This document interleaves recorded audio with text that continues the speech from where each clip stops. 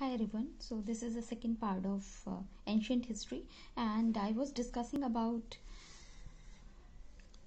lower Paleolithic era, and it was in the last video. So this is the second part.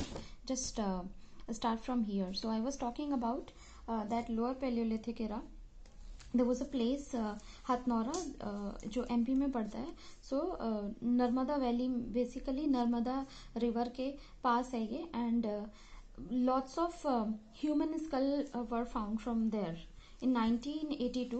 जो वहाँ पे जब excavation हुआ, वहाँ पे जो आर्कियोलॉजिस्ट थे वहाँ पे उन्होंने सर्च किया, and they got that pebbles and chopping जो जो उसके पत्थर के स्टोन्स होते हैं वो वहाँ से मिले हैं. So these are like hand axes मिली हैं, और कुछ नुकीले हथियार मिले हैं पत्थर से बने हुए, जो कि इवोल्यूशन था, धीरे धीरे इवॉल्व हो रहा था. वेपन्स का शेप, वेपन का साइज, ये सारी चीजें जो इवोल्यूशन थी वो धीरे धीरे पहले लोअर पैलियोलिथिक में हुई, फिर मिडिल पैलियोलिथिक में, और फिर अपर पैलियोलिथिक में. So it was the part of lower Palaeolithic, and then there are some important points needs to remember. So focus on it. So जो फर्स्ट ऑफ ऑल जो weapons के बारे में एक्सकेवेशन हुआ था और वेपन्स के बारे में बताया था, सबसे पहले रॉबर्ट ब्रूस ने बताया था, and that's what he is known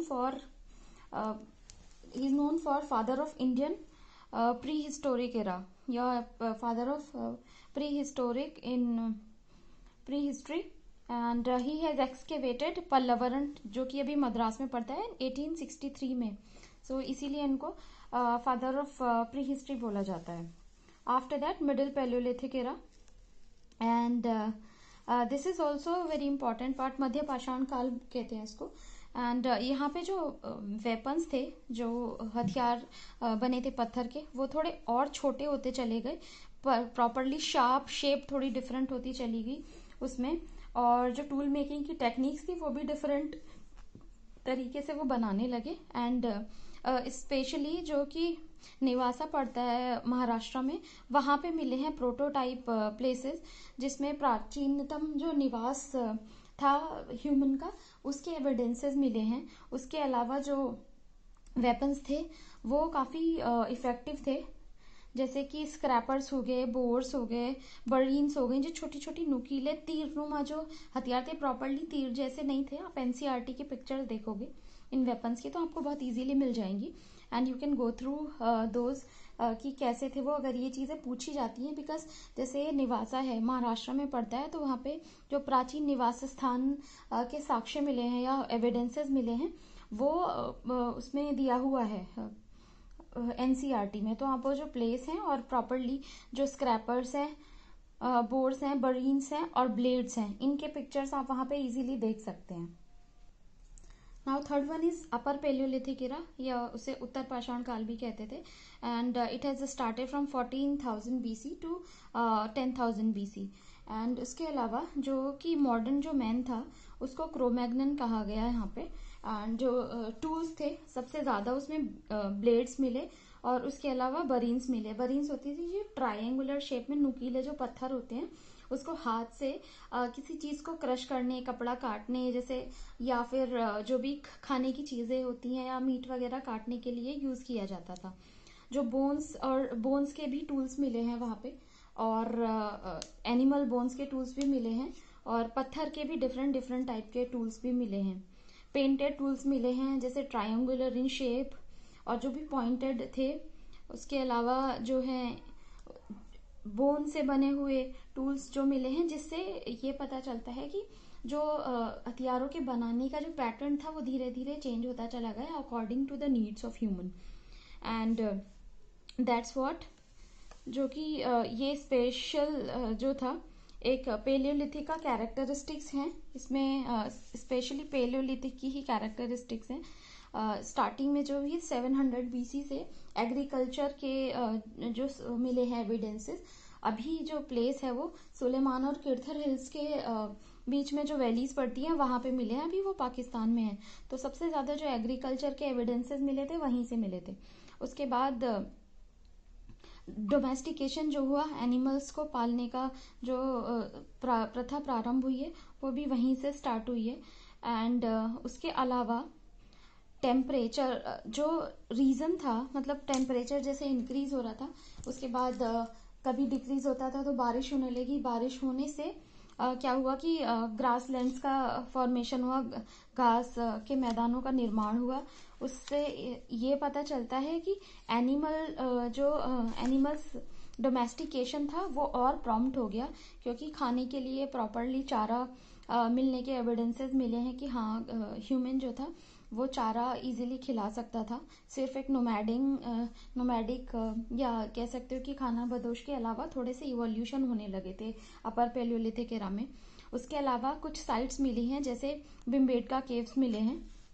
Bhimbetka में इट इज अ पेंटिंग केव, जो कि ह्यूमन पेंटिंग्स मिली है वहां पे, और वो भी सबसे पुराना प्लेस था, दैट इज इन एमपी। तो Bhimbetka caves are very famous and ये वर्ल्ड हेरिटेज साइट में भी इंक्लूडेड हैं। And this is the oldest evidence of rock shelter, जो कि पत्थर को काट के उसके अंदर ह्यूमन ने रहना स्टार्ट किया था। तो ये जो है ओल्डेस्ट एविडेंस है। ये क्वेश्चन पहले भी पूछा गया है प्रीवियस ईयर्स में, so you have to consider that. Apart from this I have mention that is cave paintings, so you can see that the cave paintings, और आप कह सकते हो कि ओल्डेस्ट पेंटिंग्स के जो एविडेंसेस मिले हैं इसमें। उसके अलावा एक रेणुकूट एक प्लेस है, वो भी वो सोनभद्र यूपी में पड़ता है, वहां से भी रॉक शेल्टर के एविडेंसेस मिले हैं। आप मेजर थीम्स या मेजर कैरेक्टरिस्टिक्स कह सकते हो अपर पैलियोलिथिक एरा के। सबसे ज्यादा जो स्पेसिफिक कैरेक्टरिस्टिक्स हैं, एक तो ह्यूमन हंटर से गैदरर की ओर फॉर्म होने शुरू हो गया, कि स्टार्टिंग में क्या होता था कि जहां से खाना मिलता था वो हंट करके थोड़ा सा इकट्ठा कर लेते थे, यूज करते थे। After that they shifted towards gathering. After that जब रेनफॉल स्टार्ट होने लगा तो वेजिटेबल्स भी उगाने शुरू हो गए, घास के मैदान बढ़ने लगे, तो एनिमल डोमेस्टिकेशन भी बढ़ गया इसी की वजह से। एंड दैट्स हाउ उसी में जो पेंटिंग्स हैं वो फाइटिंग के जो सीन्स हैं वो शो होते हैं।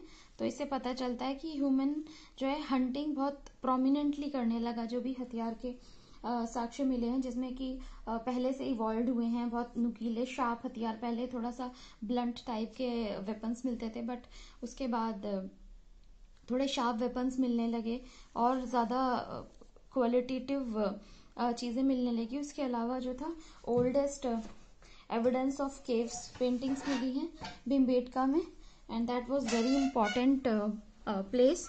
आफ्टर दैट एक जगह है महाराष्ट्र में पाटन आपने सुना भी होगा। सो वहां से जो है ऑस्ट्रिच एग जो है उसकी शेल के ऊपर पेंटिंग्स के निशान भी मिले हैं। रामनगर भी एमपी में पड़ता है और बांदा में भी। तो ये इस टाइप के जो शेल पेंटिंग्स के एविडेंसेस मिले हैं इन तीनों प्लेसेस से मिले हैं। These are very important places, you should I think you should remember that. After that there are some important hills जो कि again there are evidences. बेलन वैली है जो यूपी में और एमपी के बीच में पड़ता है। सोलन वैली है, पाकिस्तान में है अभी ये। एंड कुर्नूल आंध्र प्रदेश में है। एंड ब्रह्मगिरी हिल्स कर्नाटका में है। So these are very important valleys. इनके specification I have mention in next session, so just give me so here human became food gatherer. And जो भी पेंटिंग्स के स्पेसिफिकेशंस है वो मैं आपको बताती हूँ। स्टार्टिंग में क्या होता था कि this is a different kind of paintings which the evidences which we got. इसमें जो यूज होता था स्पेसिफिकली 4 कलर्स का यूज हुआ है, green, yellow, brown and red. उसमें क्या होता था कि स्टार्टिंग में I will describe this like in the art and culture thing, but मैं आपको एक नॉर्मल मोटा मोटी बता देती हूँ कि एक्चुअली क्या होता था कि जो वॉल्स होती थी पहले उनको अच्छे से घिसा जाता था। उसके बाद उसमें जो काउडंग होता है और हस्क होता है, भूसी होती है, उसको मिक्स करके पहले उसके ऊपर लेयरिंग की जाती थी। उसके बाद बहुत अच्छे से उसको वाइट जो वो होता है मिट्टी वगैरह होती है उससे अच्छे से पोत के उसको प्रॉपरली क्लीन किया जाता, उसके बाद उसके ऊपर पिक्चर्स कार्व की जाती थी एंड आफ्टर दैट उसमें कलरिंग की जाती थी. सो दीज वर जिससे कि वो सूखे ना बीच बीच में, और इसीलिए वो अभी भी लॉन्ग लास्टिंग है. इतने हजारों साल के बाद भी अभी भी वो पेंटिंग्स काफी ज्यादा नेचुरल लगती हैं. और if you will get a chance to visit there, you will actually realize that whatever is written in the books, this will give the clarification by that work.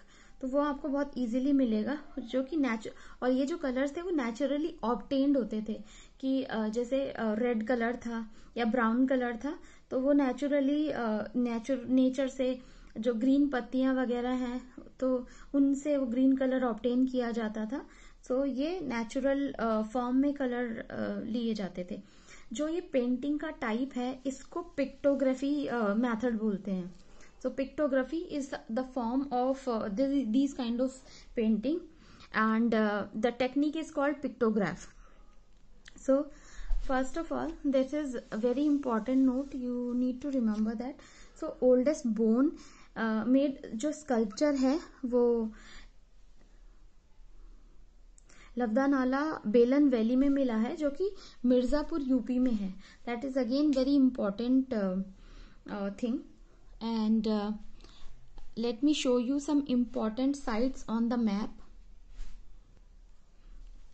Okay, so some important Palaeolithic sites जो कि 7000 BC के around मिले हैं. सुलेमाना और किर्थन range की जो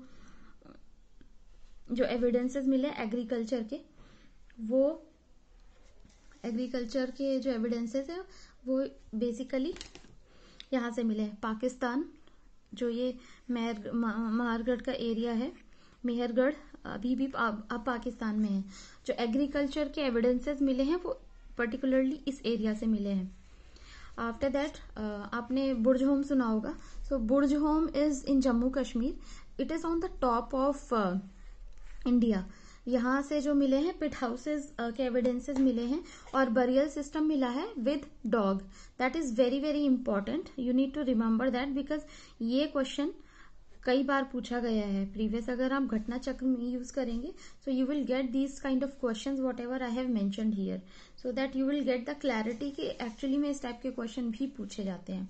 after that this is Bhimbetka caves. सो ये जो इतना एरिया है ये एमपी का एरिया है, और ये एमपी के एरिया में जो भिमबेटका केव्स है, this is the Bhimbetka caves, MP में पड़ता है. उसके अलावा जो है राइस के जो पैडी के एविडेंसेस मिले हैं वो मिले हैं कोल्डी हवा से. It is in UP near Allahabad. After that there is another place Chirand which is in Bihar, and the last one is in Pallavaram. And that's very important. यहाँ से जो है ह्यूमन स्कल के एविडेंसेस मिले हैं, जिसमें कि काफी ज्यादा अमाउंट में ह्यूमन स्कल था एक ही पर्टिकुलर प्लेस पे.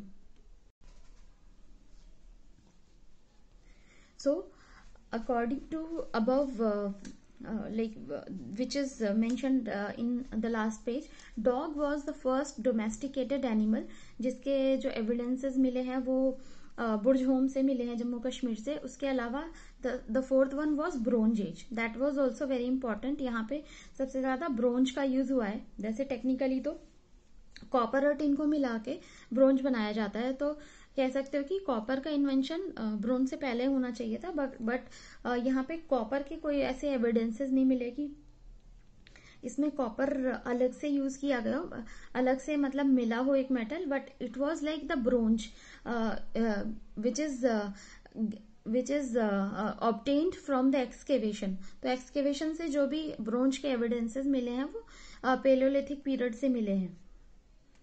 And it was the last period of Paleolithic period.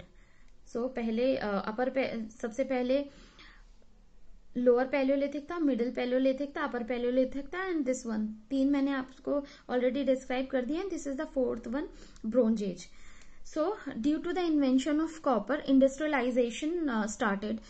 जो कॉपर था, कॉपर ने जो ह्यूमन को एक कह सकते हो कि आपको एक लीड दे दी कि इसको यूज करने से उसके आप जो है, क्योंकि जो कॉपर का यूज था वो इंडस वैली सिविलाइजेशन में ज्यादा दिखाई दिया है, बट इन दिस एज जो वेपन्स वगैरह थे वो काफी प्रोमिनेंट हो गए, इंडस्ट्रियलाइजेशन थोड़ा सा बढ़ने लगा, and that's how we can just summarise it in bronze age के उसका क्या स्पेसिफिकेशन था, उससे ज्यादा इसमें क्वेश्चन पूछे भी नहीं जाते हैं.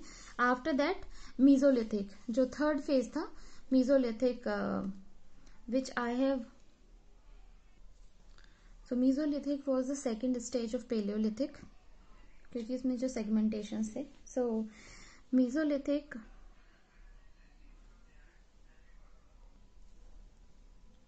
सो मीजोलिथिक एरा इन डिटेल. जो मीजोलिथिक एरा की फोर इंपॉर्टेंट साइट्स हैं वो आप मेंशन करो सबसे पहले यहाँ पे. That is the Adamgarh, and that is Bagor, Sarai Bahadur, and उसके अलावा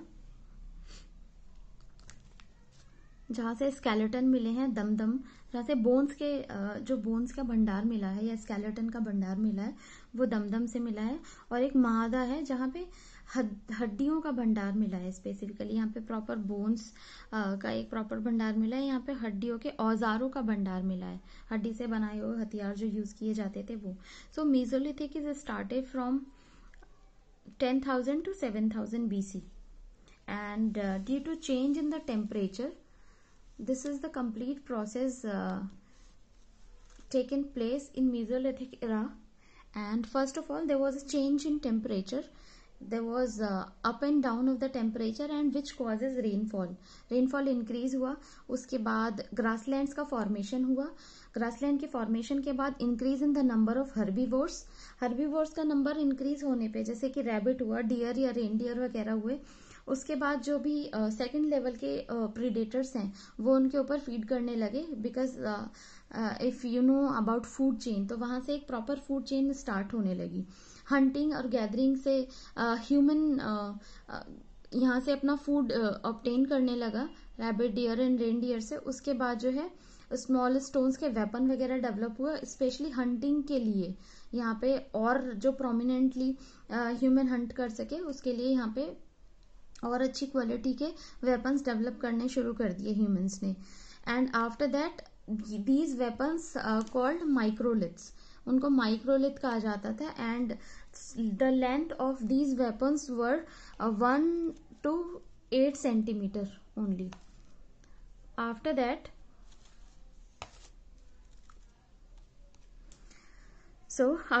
this is the microlithic is the discovery of microliths has given by C.L. Carlite. This is again very important point, and I have mentioned few lines about Mesolithic. It is also called transition phase. जो भी palaeolithic और Neolithic के बीच का phase था, क्योंकि palaeolithic में क्या था कि बहुत स्टार्टिंग से इनिशियल था कि ह्यूमन ने एक इवॉल्व होना शुरू किया. मेसोलिथिक में क्या था कि चीजें थोड़ी थोड़ी डेवलप होने लगी, तो इसे एक ट्रांजिशन फेज कहते हैं. पेलियोलिथिक एरा से नियोलिथिक एरा तक आने के लिए जितने भी ट्रेवल किया ह्यूमन ने, that is called Mesolithic, and this is also called transition phase.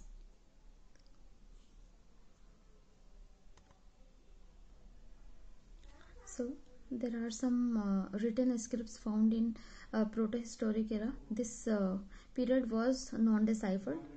Already mentioned था कि non-deciphered था ये phase.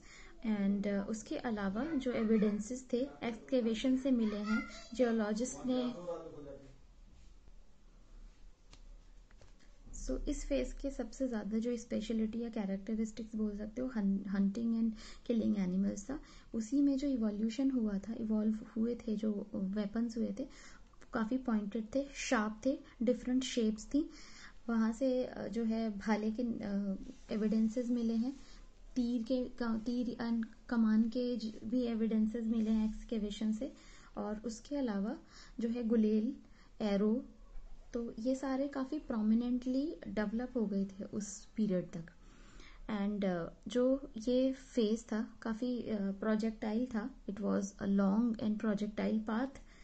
After that Domestication, already mentioned that dog was the first animal who is domesticated. Apart from this, there are two very important sites for Mesolithic era, and one is Adamgarh, MP में पड़ता है ये, जहाँ से cattle के evidences मिले हैं domestication के, और उसके अलावा बागौर जो राजस्थान में है वहाँ से भी पशुपालन के साक्ष्य मिले हैं. उसके अलावा जो ह्यूमन स्कल्ड है उसके जो सबसे पुराने जो एविडेंसेस मिले हैं दफनाने के, वो एक तो सराय नाहर यूपी से मिले हैं, और उसके अलावा महादहा भी यूपी में ही है. वहाँ पे ह्यूमन स्केलेटन का बहुत बड़ा रिजर्व मिला है, जैसे या तो एक बहुत बड़ा नरसंहार हुआ हो या फिर कोई कैलेमिटी के थ्रू बहुत सारे लोग एक साथ उनकी डेथ हो गई हो. So that was the evidence. एक प्रॉपर बरियल सिस्टम भी मिला है यहाँ से. सो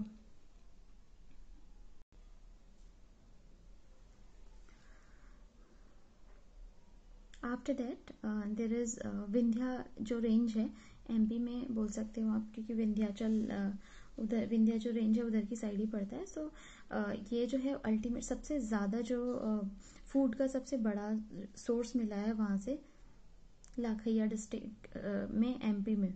उसके अलावा जो ट्रांजिशन फेज यहाँ से स्टार्ट हो जाता है न्यूलिथिक एरा के लिए, जिसमें कि कैटल डोमेस्टिकेशन के भी आदमगढ़ से काफ़ी ज़्यादा एविडेंसेस मिले हैं. We will discuss about Neolithic era in the next video. Till then, just prepare your own notes by your handwriting, which will give you more visibility. आपको वो चीज़ें याद भी अच्छे से होंगी, और उसके अलावा आप उसको easily रिवाइज भी कर सकते हो, बिकॉज ये काफ़ी important है. These are fact based thing and which has been asked by UPSC and UPPCS both, क्योंकि एंशियंट में ये सबसे ज़्यादा इम्पॉर्टेंट पार्ट होता है. थोड़ा सा बड़ा है, थोड़ा सा लाइक कम सेगमेंटेड कह सकते हो आप इसमें, लेकिन कुछ चीज़ें काफ़ी इम्पॉर्टेंट हैं. जो रिजर्व्स हैं या वेपन्स कहाँ से मिले हैं, कुछ इम्पॉर्टेंट साइट्स हैं, तो उनके बारे में पूछा गया है. जैसे 2021 का जो प्री हुआ था, वहाँ पे जो वर्ल्ड हेरिटेज साइट धौलावीरा को डिक्लेयर किया गया था, उसके बेसिस पे क्वेश्चन पूछा था.